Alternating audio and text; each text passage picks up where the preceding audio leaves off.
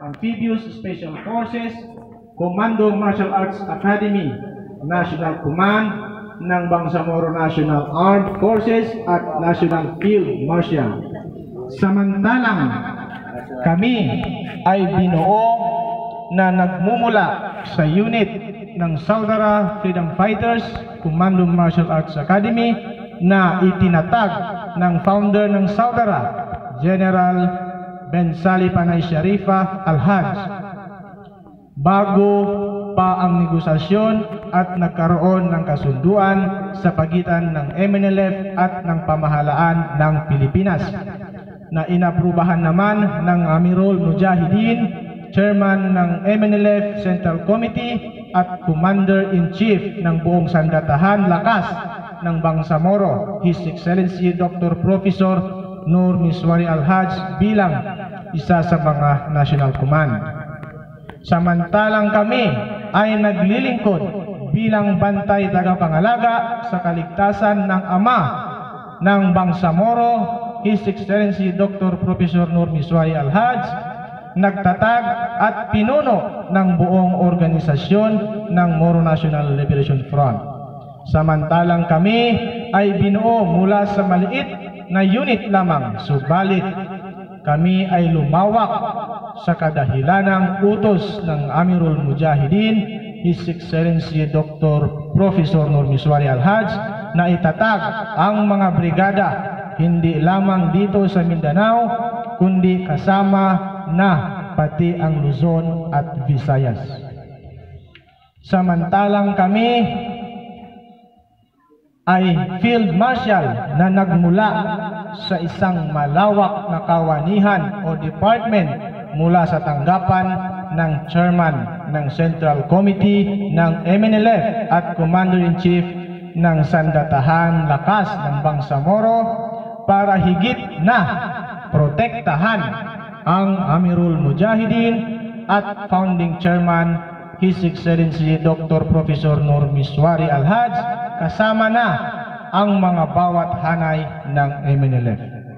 Samantalang kami ay Field Marshal na itinatag rin ulit pagkatapos ng mahabang panahon ng pagbalik loob sa pamahalaang Marcos Sr.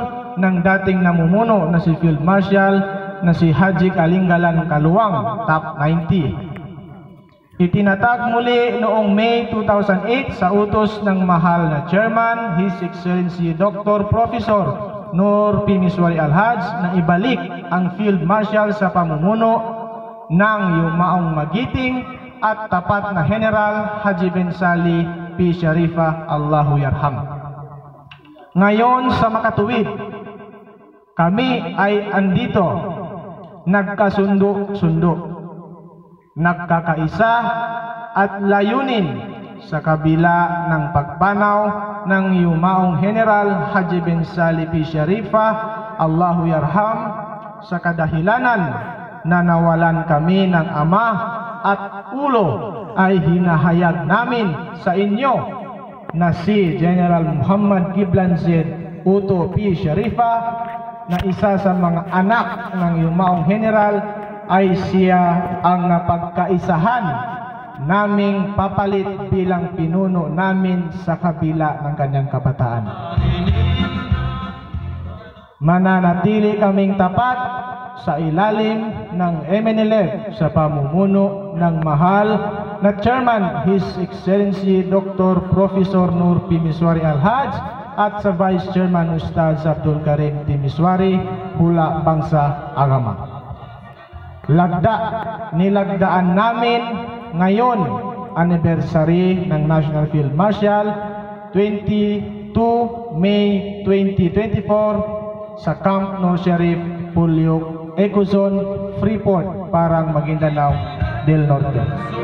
So hanggang dito lamang.